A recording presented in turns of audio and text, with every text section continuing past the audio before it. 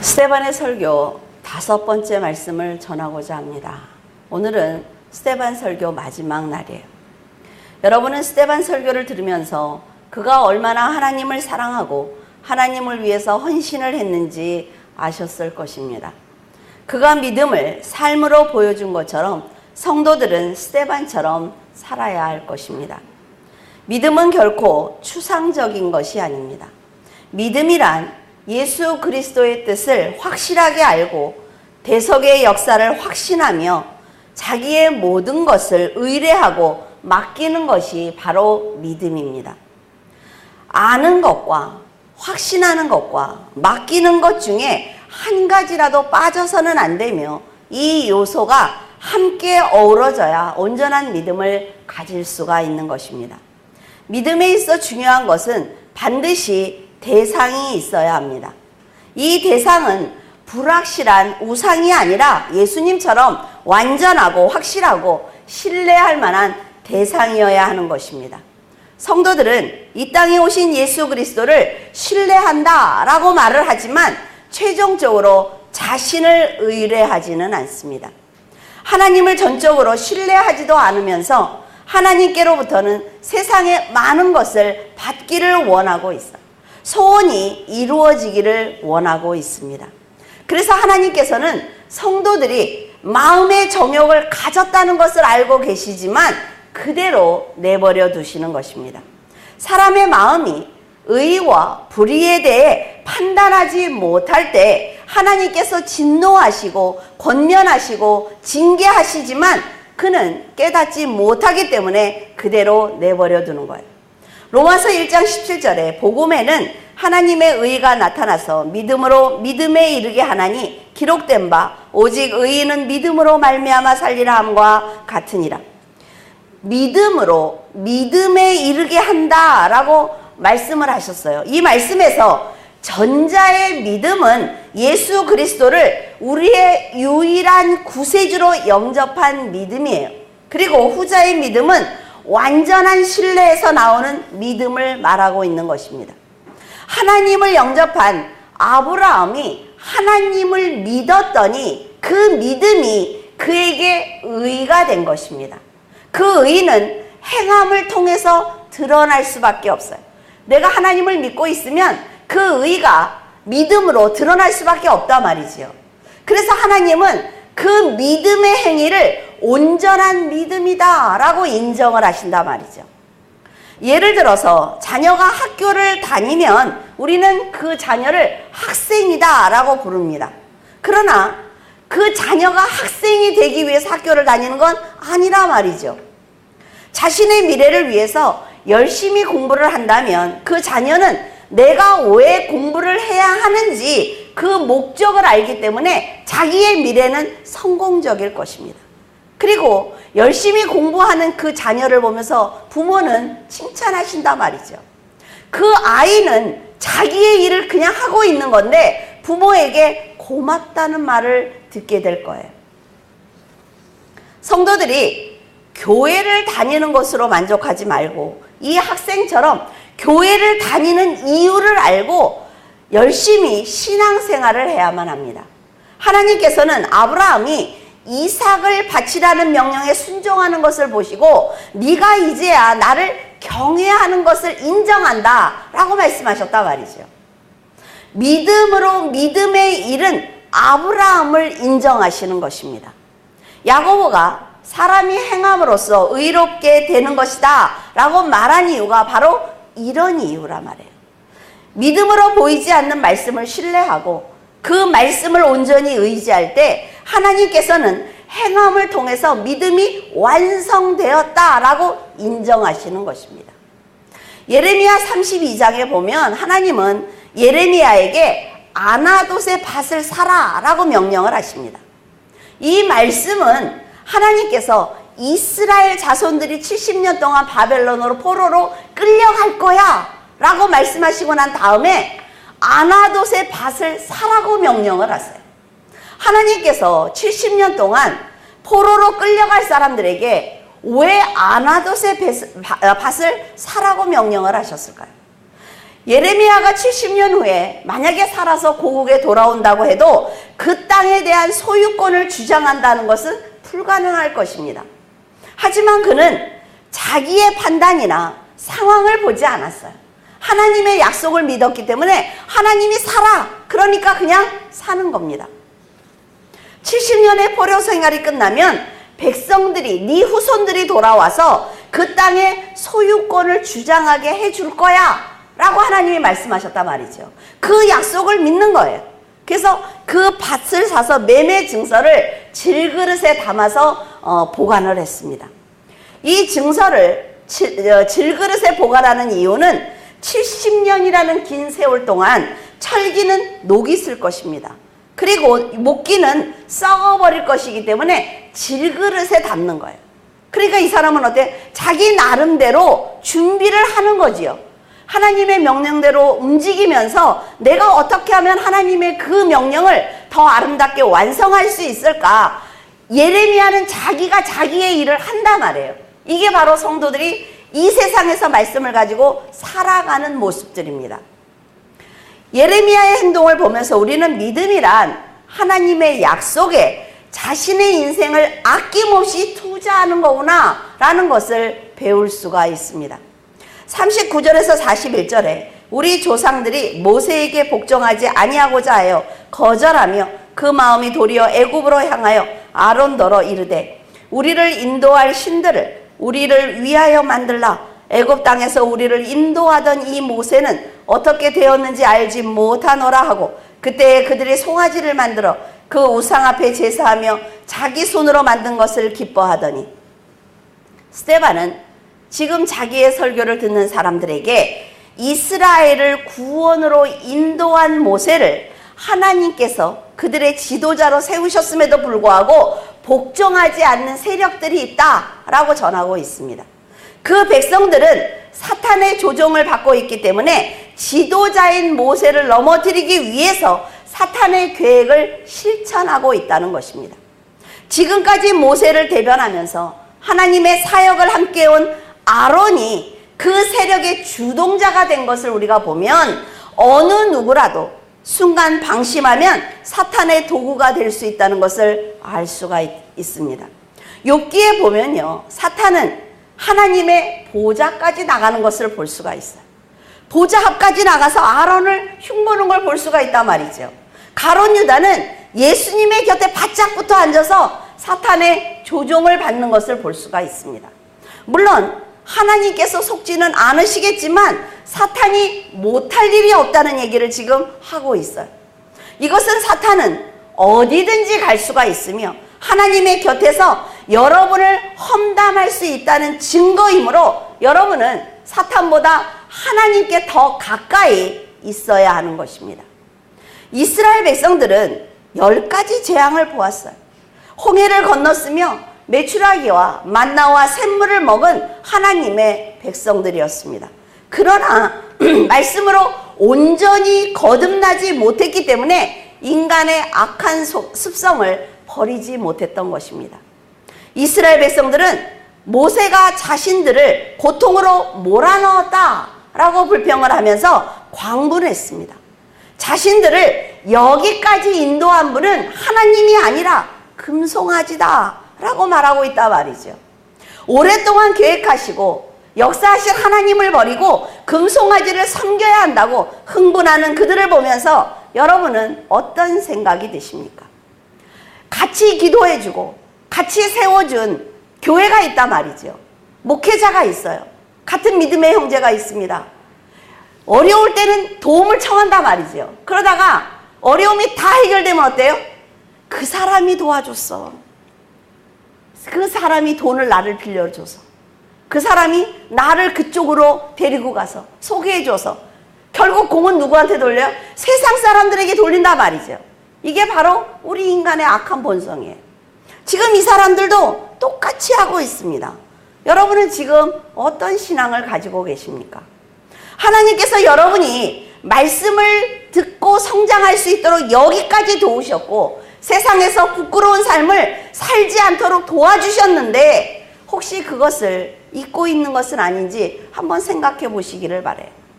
조금의 시련과 고통도 이겨내지 못하고 하나님을 향해 불평하고 있는 그 마음이 바로 금송아지를 만들고 있는 이스라엘 백성들의 마음과 동일한 것입니다. 그들은 스데반이 금송아지를 만든 그 세력이 바로 너희들이다. 그리고 선지자들의 예언대로 율법이 증거했던 메시아를 너희들이 죽였어 라고 선포했기 때문에 이제 스데반을 더 이상 살려둘 수가 없는 것입니다. 물론 그 사람들 중에 분명히 스데반의 말이 옳다는 것을 아는 사람도 있었을 거예요.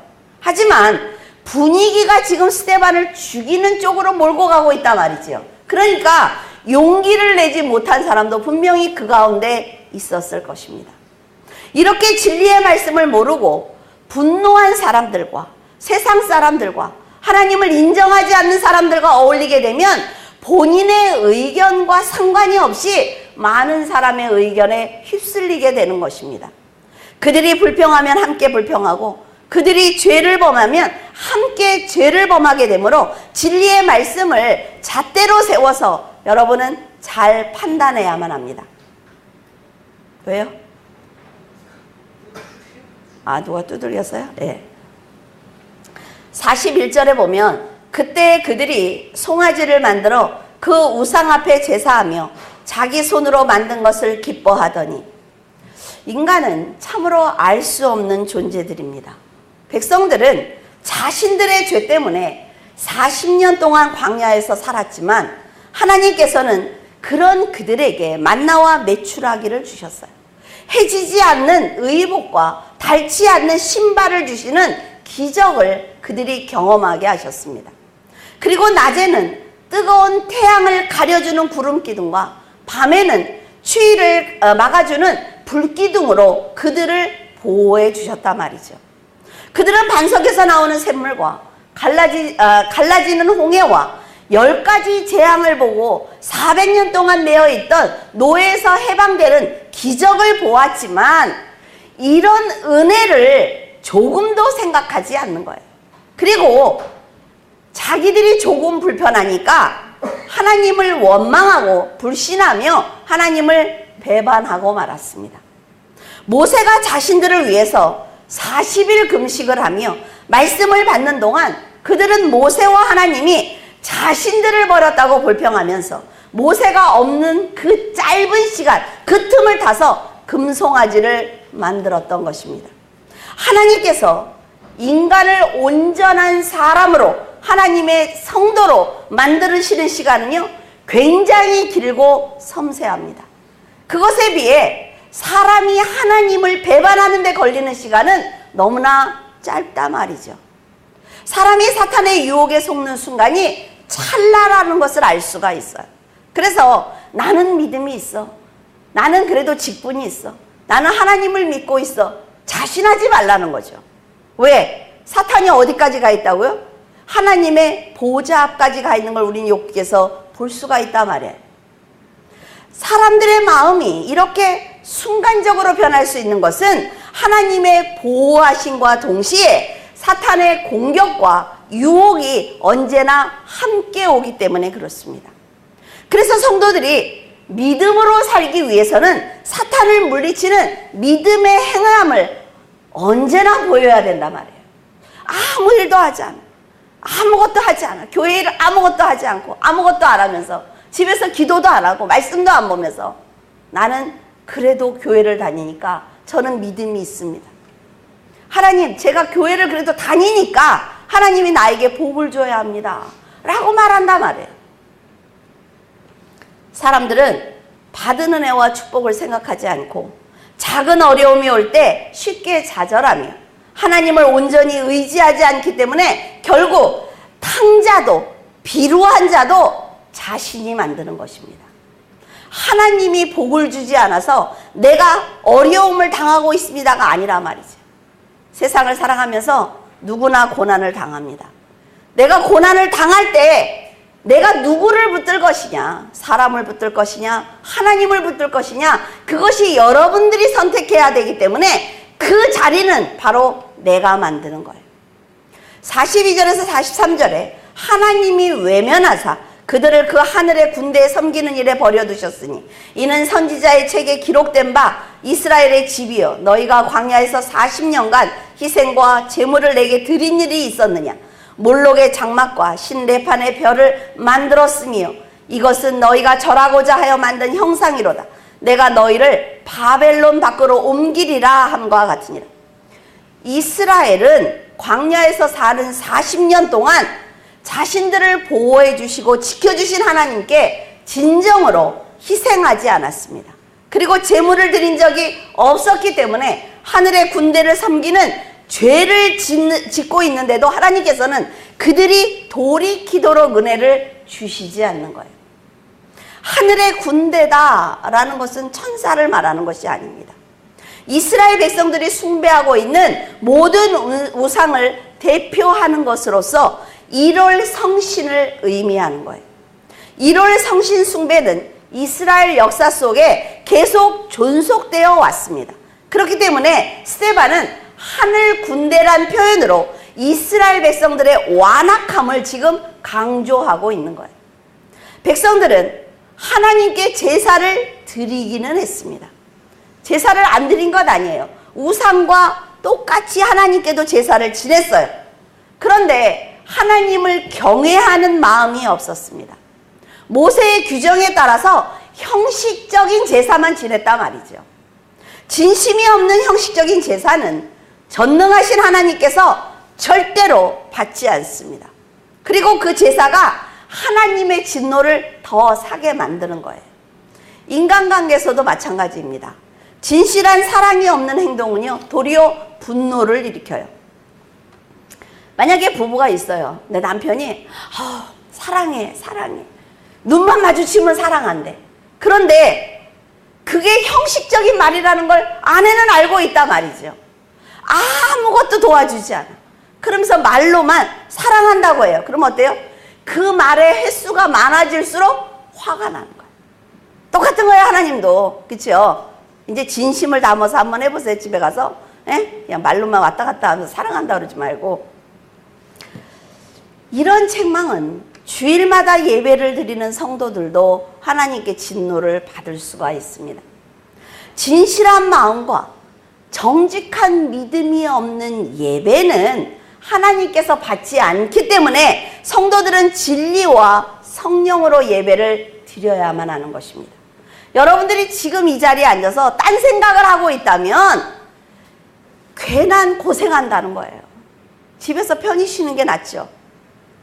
근데 돌아갈 때는 어때요? 사람들이 교회 갔다 오셨어요? 예, 저 지금 교회 다녀오는 길입니다. 그럼 굉장히 믿음이 있어 보여요. 그런데 사람들에겐 다 인정을 받아요. 내가 믿음이 있다고. 근데 나는 안다 말이죠. 하나님이 나를 어떻게 생각하는지, 지금 내가 하나님 앞에 어떤 상황에 처해 있는지 나는 안다 말이에요. 여러분, 사랑하는 사람한테 선물을 줬을 때 내가 너한테 선물을 줬으니까 너도 나한테 선물을 줘야지, 이렇게 말하는 사람은 없어요. 정말 상대를 사랑한다면 선물을 준 그 자체를 잊어버립니다. 그렇지 않아요? 여러분들은 시원합니까? 써놔요? 내가 몇 월 며칠에 선물을 뭘 줬으니까 나도 받아야지, 이렇습니까? 다 잊어버린단 말이에요. 정말 안타까운 것은 어려움을 당했을 때 여러분들은 어떻게 하십니까? 정말 어려움을 당했을 때는 우상이 도와줄 수 없어요. 사람이 도와줄 수 없다는 걸 안단 말이죠. 그러니까 어디로 가요? 결국 하나님께 간단 말이죠. 하나님 앞에 회개하고 하나님께 도움을 청할 수밖에 없어요. 그렇다면 그들에게는 하나님밖에 없는데, 여러분에게는 하나님밖에 없는데도 불구하고 풍요와 다산의 신을 만들어 놓고 우상을 숭배하는 그 심리가 뭐냐 말이죠. 어려움을 당할 때마다 사람을 먼저 생각하고 어떻게 하면 여기서 빠져나갈 수 있을까? 하나님을 제외하고 생각하는 그 심리가 뭐냐 말이에요. 그건요, 하나님은 사랑의 하나님입니다. 알고 있어요. 그래서 하나님께 가면 언제든지 용서를 받을 수 있다는 것을 알기 때문에 먼저 육적인 쾌락과 만족을 채우려는 인간의 악한 생각입니다. 하나님은 늘 사랑해 준단 말이에요. 늘. 그러니까 사람들은 하나님을 두려워하지 않습니다. 하지만 성도들이 알아야 하는 것은 하나님을 이용하는 사람에게는 감격과 기쁨과 만족과 보람과 구원이 없다는 것입니다. 이스라엘 백성은 언제나 자신의 안전과 이익을 위해서 살았고 하나님의 영광은 자신들의 목적을 위해서만 이용했습니다. 그런 그들의 마음을 알고 계시는 하나님께서는 너희들이 진정으로 희생의 제물을 드려본 적이 있느냐라고 물어보신 거예요. 여러분도 여러분 스스로에게 한번 물어보십시오. 내가 매주 하나님 앞에 나와서 예배를 드릴 때 진정과 신령으로 내가 이 예배를 끝나면 내가 이 육을 벗고 하나님께 간다는 생각을 갖고 예배를 드렸는지 한번 스스로에게 물어보시기를 바라요. 하나님을 진심으로 신뢰하지 못하면 자신이 우상이 됩니다. 자녀가 우상이 되어 최고의 가치와 결정이 우상이 되는 것입니다. 하나님께 기도하고 있지만 그 기도는 모두 자신을 위한 것이기 때문에 하나님은 그 기도를 받지 않습니다. 이것이 바로 우상을 숭배하는 것이며 하나님께서 이스라엘 백성들에게 너희들에게 받을 만한 믿음이 없다라고 말씀하시는 것입니다.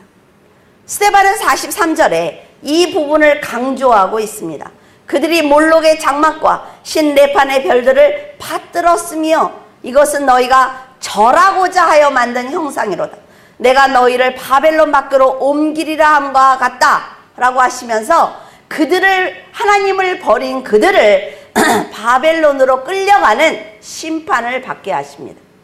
하나님의 은혜로 살아가고 있는 이스라엘이 반복해서 하나님을 배반하고 온전한 신앙을 지키지 못하는 것을 보면 인간이 얼마나 은혜를 모르고 감사를 모르는 악한 심령을 가지고 있는지 알 수가 있습니다. 하나님의 은혜를 잊지 않고 감사해야만 예수 그리스도를 영접할 수 있는데 하나님의 말씀 자체를 지키지 않고 있기 때문에 그들은 예수님을 메시아로 영접하지 못한 것입니다. 그래서 그들은 징계와 심판을 받을 수밖에 없었어요. 하나님의 은혜의 보호막이 사라지면 누구나 죄악에 빠질 수밖에 없습니다. 죄에 빠지면 하나님을 멀리하게 돼요. 하나님을 멀리하게 되면 하나님은 그 영혼을 포기하실 것입니다. 그리고 심판은 자연스럽게 내려지는 거예요. 성도들은 지금 살아가고 있는 이 시간이 바로 은혜라는 것을 깨달아야만 합니다. 그래야만 하나님의 은혜 가운데 살아가고 있는 내가 얼마나 귀한 자인지 알 수 있기 때문에 여러분의 인생이 행복하고 즐거울 수가 있는 거예요. 예를 들어 배를 만드는 사람들은요, 사람들이 먼 바다를 그 배를 타고 가는 것을 알기 때문에 미세한 구멍이라도 생기지 않도록 아주 열심히 만듭니다. 그런데 그 배를 타고 나간 사람이 배를 탔단 말이죠. 그러니까 내가 이 안에서 무슨 짓을 해도 괜찮아.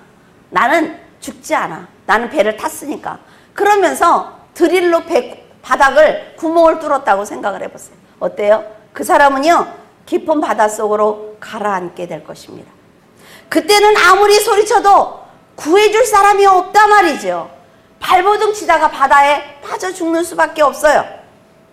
지금 마찬가지입니다. 우리가 교회를 다녀, 하나님을 믿어, 예수 그리스도를 영접했어. 그러니까 이제는 내가 어느 정도 내 마음대로 살아도 괜찮아 라는 생각이 드릴을 가지고 배 바닥을 뚫는 거예요. 하지만 무트로 돌아가는 그날까지 그 배를 소중하게 여기고 아끼는 사람은 돌아와서 배를 만들어준 그 사람에게 감사할 수 있을 것입니다. 하나님께서 성도들을 위해서 안전한 그리스도라는 배를 주셨고 성도들은 그리스도라는 배를 버리지 않는 한 안전하게 살아갈 수가 있습니다. 그런데 항상 안전한 삶을 살게 되자 까먹었어요. 다 잊어버렸어요. 그러니까 한번 바다로 뛰어드는 것도 나쁘지 않겠는데 라는 생각을 한단 말이죠. 그런데 바다로 뛰어내리면 많은 위험을 만나게 될 것입니다. 그제야 그 배가 얼마나 안전했는지 깨닫게 돼요. 그러나 다시 배로 오르는 것은 결코 쉽지 않습니다. 이때 배 안에 있던 사람이 손을 내밀어 준다면 그는 살 수가 있습니다. 이것이 바로 교회에서 한 형제가 된 믿음의 성도들이 하는 일입니다. 우리가 세상을 살아가면서 넘어질 수 있어요. 배 바깥으로 떨어질 수도 있습니다. 그런데 나 혼자 있으면 그 배에 다시 오를 수 없지만 믿음의 형제, 나를 위해서 기도하는 믿음의 형제가 있으면 다시 오를 수 있는 기회가 그에게 주어지는 거예요. 성도들은 하나님께서 자신을 늘 지켜주고 계신다라는 것을 믿는다면 그 믿음은 현실에서 나타날 것입니다. 보이는 것으로 나타난단 말이에요. 여러분은 보이는 세상에 마음을 두지 말고 성령께서 늘 함께 동행하고 계신다는 것을 믿고 거룩한 믿음을 가지시기를 바랍니다. 48절에서 49절에 그러나 지극히 높으신 이는 손으로 지은 곳에 계시지 아니하시라니 선지자가 말한 바 주께서 이르시되 하늘은 나의 보좌요 땅은 나의 발등상이니 너희가 나를 위하여 무슨 집을 짓겠으며 나의 안식할 처소가 어디냐. 이스라엘 백성들의 행진을 할 때 항상 법궤가 앞장서서 갔습니다. 법궤가 가는 곳은 기적이 일어났으므로 백성들은 안전하게 가나안에 들어갈 수가 있었어요. 다윗은 왕이 되자 법궤가 장막에 있는 것이 늘 마음이 불편했습니다. 그래서 법궤가 있을 거대한 성전을 짓고 싶은 마음에 하나님께 기도를 드렸는데 하나님께서 말씀하시기를 너는 죄를 지었기 때문에 너는 성전을 지을 수 없다. 너의 아들 솔로몬이 성전을 지을 것이다 라고 말씀을 하셨어요. 언제나 하나님께 충성했던 다윗이 성전을 짓는 것은 우리가 볼 때 당연합니다. 그러나 하나님은 죄를 가지고 있는 그 사람을 너무나 많이 죽인 그 사람이 성전을 짓는 것을 허락하시지 않았어요. 이렇게 사람의 생각과 하나님의 생각이 다르다 말이죠. 훗날 솔로몬은 최고의 성전을 지었지만 천지를 창조하신 하나님께서는 솔로몬이 지은 건물에 계시지 않았습니다. 왜냐하면 하나님께서는 온 우주 만물을 창조하신 창조주이기 때문에 그래요. 이렇게 전능하신 하나님을 섬기고 있는 사람들이 지금도 교회 건물을 거대하고 화려하게 지어놓고는 성전이라고 부르고 있습니다. 그리고 굉장히 두려워하고 있어요. 그 건물을. 그런데 하나님께서는 사람이 만든 건물에 계시지 않습니다. 예배당이에요. 예배당. 그러니까 우리도 막 이런 물건을 아끼잖아요. 그거는 왜 그러느냐면 모든 성도들이 함께 예배를 드리는 물건이기 때문에 아껴야죠. 예배 시간에 고장이 나면 안 되니까. 그렇죠? 그러나 성물이 아니라 말이에요. 성전이 아니라 말이죠. 예배당입니다, 여러분. 성도들은 자신의 경험과 취향 그리고 능력으로 하나님을 소유하려고 하고 자기 편한 대로 사용하려고 하지만 하나님께서는 전능하신 분이며 만유의 구주가 되시기 때문에 절대로 사람의 뜻대로 일하시지 않습니다. 우주 전체가 하나님의 집이라 말이죠. 이 우주가 하나님의 창조물이고 소유물이므로 성도들이 해야 할 일은 하나님을 성전이라는 건물에 가두는 것이 아니라 내가 말씀에 순종하면서 내가 성전이 되어드리는 것입니다. 아시겠어요? 외우셔야 돼요. 이렇게 영광스러운 하나님을 자신들의 소유로 정한 지금 바리새인들과 서기관들 그리고 백성들을 향해 스데반은 의인으로 오신 전능하신 메시아를 너희들이 죽였기 때문에 너희들은 천사가 전한 율법을 바꿔도 지키지 않은 죄인들이다 라고 말했습니다. 그 사람들은 율법이라면요 목숨을 건 사람들이라 말이죠. 율법을 지키기 위해서 지금 예수 그리스도를 영접하지 않은 사람들인데 이 스데반은 지금 거꾸로 말하고 있단 말이죠. 그렇죠? 그들은 스데반의 설교를 듣자 자신들이 얼마나 큰 죄를 지었는지 깨닫게 되었습니다. 하나님께 택함을 받은 자신들이 결국 하나님의 계획을 방해했으며 하나님께서 그토록 싫어하시는 목이 곧고 할례를 받지 못한 자다. 그것을 자신들이 아니까 큰 충격에 빠지게 된 거예요. 이 순간 바로 그들이 회개할 수 있는 기회입니다. 그런데 그들은 지금까지 자신들이 쌓아놓은 공이 있단 말이죠. 그것을 무너뜨릴 수 없어서 스데반을 죽이고 말았어요. 여러분, 죄를 깨달았을 때 무조건 아무 조건 없이 돌이키고 그대로 믿는 것이 복입니다. 성령께서 돌이킬 기회를 주셨을 때 아멘 하면서 자신의 죄를 고백하는 성도가 바로 하나님께서 원하시는 영혼이라 말이죠. 당장 자신의 죄를 인정하기 싫어서 스데반을 죽였지만 정말 천국이 실존하고 예수님께서 성자 하나님이라면 어떻게 하시겠습니까? 하나님의 말씀대로 살아야 천국에 갈 수 있으며 스데반이 전한 것처럼 예수 그리스도만이 천국에 가는 길이라면 어떻게 하겠느냐 말이죠. 지금 말씀이 선포될 때 돌이켜야만 합니다. 그리고 구원해 주실 분이 오직 예수 그리스도라는 것을 믿고 그 어떤 것도 우리를 예수 그리스도의 사랑에서 떼어놓을 수 없다는 확신을 가지고 살아가시기를 바랍니다. 스데반은 비록 돌에 맞아 죽었지만 그가 전한 진리의 말씀과 복음을 전하기 위해서 최선을 다했던 그 믿음의 행위는 지금까지 살아서 몇천 년이 지난 지금 우리들을 살리고 있는 것입니다. 오늘 여러분이 믿음으로 한 행위가 어떤 사람의 영혼을 살릴지 알 수가 없습니다. 사람과 상황과 환경에 타협하지 말고 오직 믿음을 지키고 하나님의 사랑과 은혜를 누리면서 살아가시기를 바랍니다. 언제나 스데반처럼 믿음으로 살아내는 성도가 되시기를 예수 그리스도 이름으로 축원을 드립니다. 기도하겠습니다.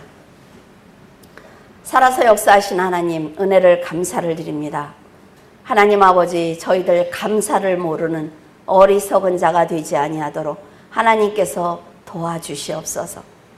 날마다 성령님의 음성을 듣게 하시고 돌이키라고, 하나님께서 너를 사랑하고 계시니 두려워하지 말고 회개하라고 성령께서 하시는 말씀을 듣기를 원합니다. 그리고 하나님의 사랑을 받는 귀한 성도로 살아가기를 원합니다. 하나님 아버지께서 저희들을 위해서 십자가를 지셨사오니 저희들도 하나님께서 맡겨주신 영혼을 위해서 십자가를 지기를 원합니다. 하나님, 저희들이 스데반처럼 돌에 맞아 죽을 수는 없어도 오직 말씀을 지키기 위해서 최선의 삶을 살아갈 수 있도록 도와주시옵소서. 하나님을 사랑하고 하나님을 사랑합니다. 하나님 아버지, 저희들의 마음을 받아주시고 언제나 신령과 진정으로 드리는 예배가 될 수 있도록 도와주시옵소서. 주님께서 함께 하심을 감사하며 우리 주 예수 그리스도 이름으로 기도드립니다. 아멘.